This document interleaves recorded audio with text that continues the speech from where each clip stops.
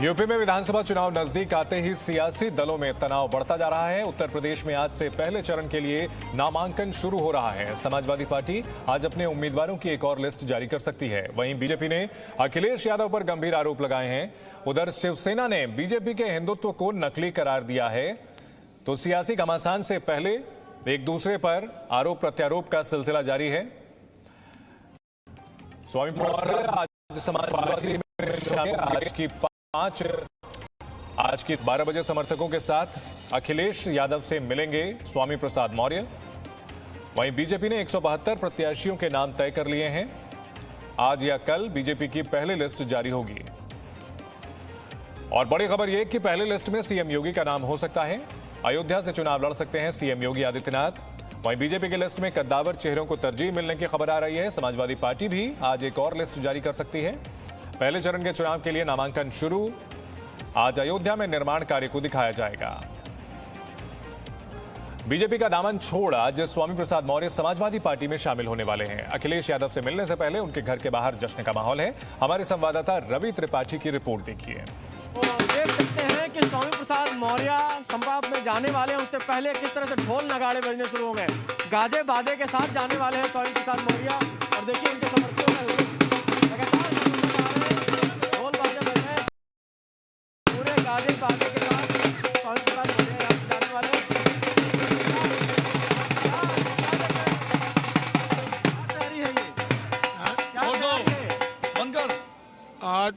आज के लिए लाए फूल माला ये हम स्वामी प्रसाद मौर्य जी के स्वागत में हम लोग कुशीनगर से आए हुए हैं। आज हमारे प्रदेश की जनता जो है महंगाई से त्रस्त है और भाजपा की गुंडागिरी से जो है त्रस्त है।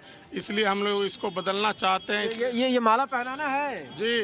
कब पहनाएंगे भाई? अभी पहनाएंगे। आने वाले हैं बाहर क्या? जी जी, घर से बाहर आएंगे तो तमाम समर्थक हैं। देखिए ढोल नगाड़े बज रहे हैं और इसी के साथ स्वागत की तैयारी है। और यहाँ से लगभग 12 बजे के आसपास स्वामी प्रसाद मौर्य निकलेंगे, समाजवादी पार्टी के कार्यालय जाएंगे और वहाँ पार्टी को ज्वाइन करेंगे। उनके साथ कितने विधायक होते हैं ये देखने वाली बात होगी। लेकिन फिलहाल पूरी तैयारी के साथ, पूरे गाजे बाजे के साथ समाजवादी पार्टी में जाएंगे स्वामी प्रसाद मौर्य। लखनऊ। यूपी सरकार से पिछले 3 दिनों में 3 मंत्रियों ने इस्तीफा दे दिया है। लेकिन बीजेपी 2022 में शानदार विजय का दावा कर रही है। वहीं मंत्री पद से इस्तीफा देने वाले स्वामी प्रसाद मौर्य ने कहा कि बीजेपी को करारा जवाब मिलेगा।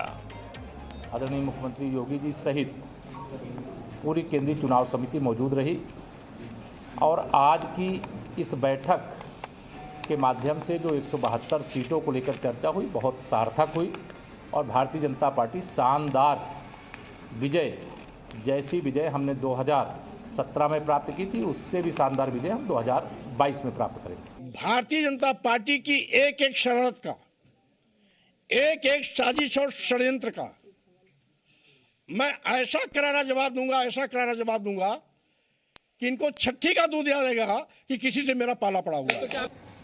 हमारे दो सहयोगी इस बड़ी खबर पर हमारे साथ जुड़े हुए हैं। रवि त्रिपाठी और विशाल पांडे हमारे साथ लखनऊ से जुड़ रहे हैं। विशाल समाजवादी पार्टी दफ्तर में ही मौजूद है। विशाल, किस तरह की हलचल दिख रही है समाजवादी पार्टी में नए नेताओं के स्वागत के लिए?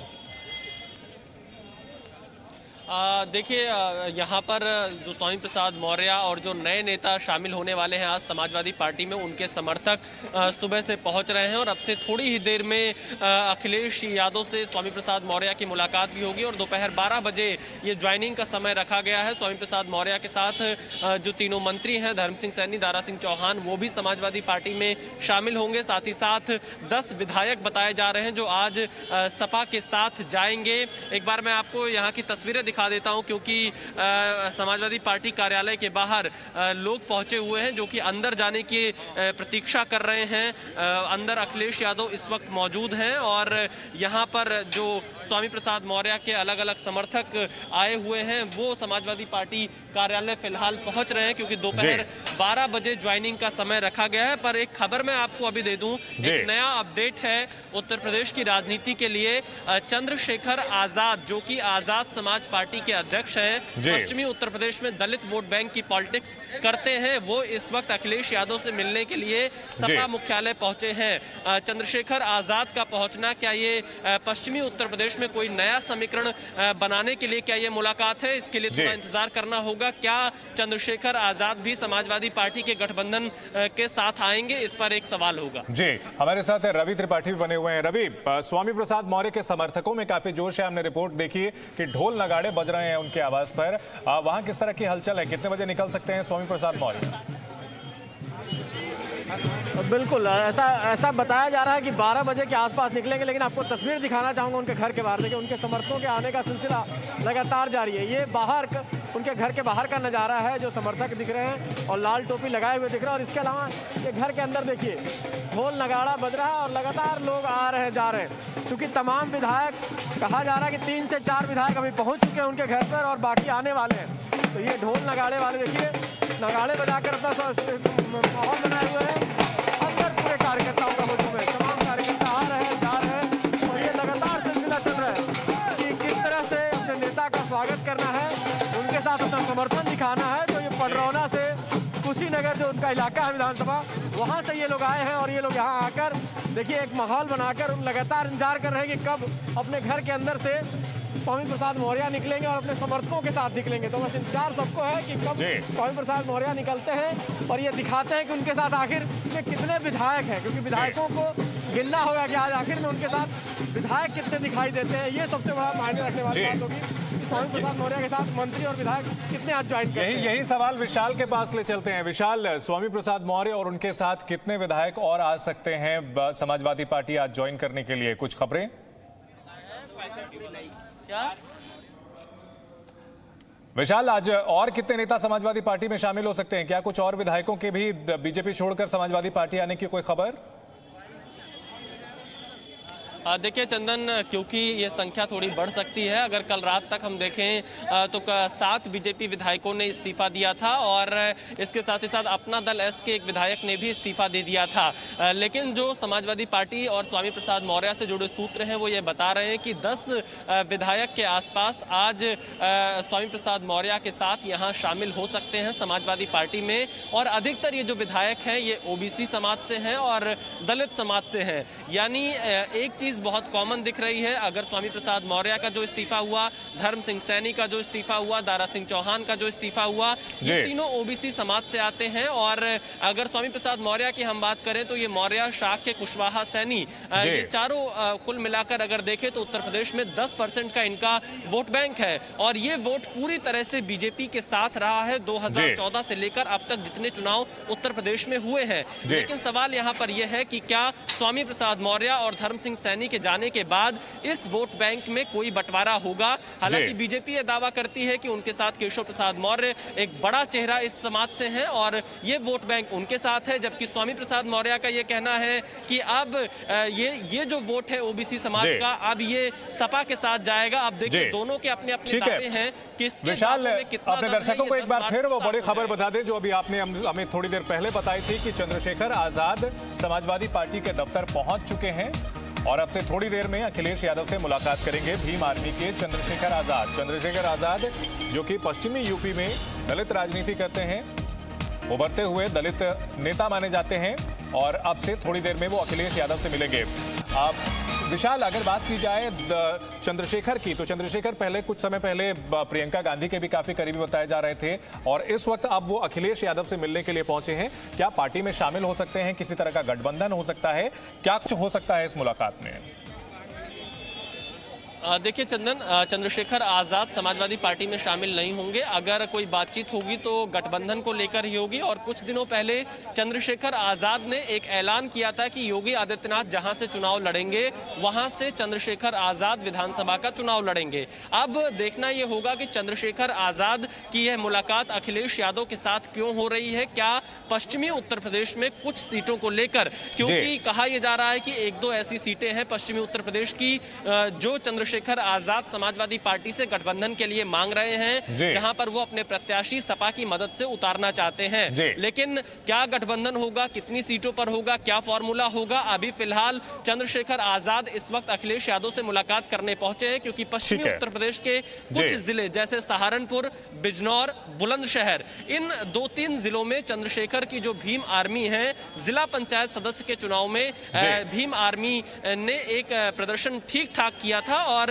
उपचुनाव जो उत्तर प्रदेश में हुए थे उसमें 1-2 सीटों पर उपचुनाव में ठीक ठाक वोट चंद्रशेखर की पार्टी को मिले थे। जी रवि त्रिपाठी, चंद्रशेखर आजाद का मिलने के लिए पहुंचना, इसे सियासी हलकों में किस तरह से देखा जाए? देखिए, सबसे बड़े सियासी हलचल में ये मायने रखते हैं कि जो दलित हैं वो, और दलित में मायावती के अलावा उनका एक वजूद बना है, एक तरह से चंद्रशेखर आजाद का एक अलग अस्तित्व हुआ है कि वो दलित वोटर भी उनके साथ हैं। तो क्या जो मायावती का जो वोटर है, जो जाटो वोटर है, उसके अलावा जो वोट बैंक है उस पर अखिलेश यादव की नज़र है और वो चाहते हैं कि चंद्रशेखर के जरिए इन वोट बैंक को साधा जाए। दूसरा जो विशाल बता रहे हैं कि उनको योगी के खिलाफ चुनाव लड़ाकर, अगर योगी आदित्यनाथ चुनाव लड़ते हैं अयोध्या से और उनके खिलाफ चंद्रशेखर आजाद को खड़ा कराया जाता है तो वहाँ एक ठीक ठाक दलित वोट बैंक है, लगभग 80,000 के आसपास कहा जाता है दलित वोट बैंक है। तो उस दलित वोट बैंक को कहीं ना कहीं साध कर योगी आदित्यनाथ को कहीं ना कहीं निशाने पर लेना है। तो कई सारे मायने हैं। दलित वोट बैंक मायावती के इतर जो है उस पर निगाह, प्लस योगी आदित्यनाथ को टक्कर देने के लिए उनके जहां से चुनाव लड़ेंगे वहां दलित वोट बैंक को काटने के लिए और योगी आदित्यनाथ को कहीं ना कहीं संकट और घेरने के लिए ये एक रणनीति बन सकती है। इस तरह से देखा जा सकता है। जी विशाल, जिस तरह से बता रहे हैं रवि कि सीएम योगी आदित्यनाथ के खिलाफ चुनाव लड़ने का ऐलान कर चुके हैं चंद्रशेखर आजाद, कहीं ना कहीं उनकी पॉलिटिकल प्रोफाइल बढ़ सकती है अगर वो सीएम योगी आदित्यनाथ के खिलाफ उतरते हैं। लेकिन बड़ा सवाल यह है कि क्या वो इतना बड़ा जोखिम लेंगे कि सीधे सीएम योगी आदित्यनाथ के खिलाफ उतरेंगे? दूसरी बात ये कि कहीं ना कहीं मायावती के बरक्स जो है एक दलित चेहरा जिसको समाजवादी पार्टी का साथ मिले, ये एक नया इक्वेशन बनाने की कोशिश कर सकती है समाजवादी पार्टी।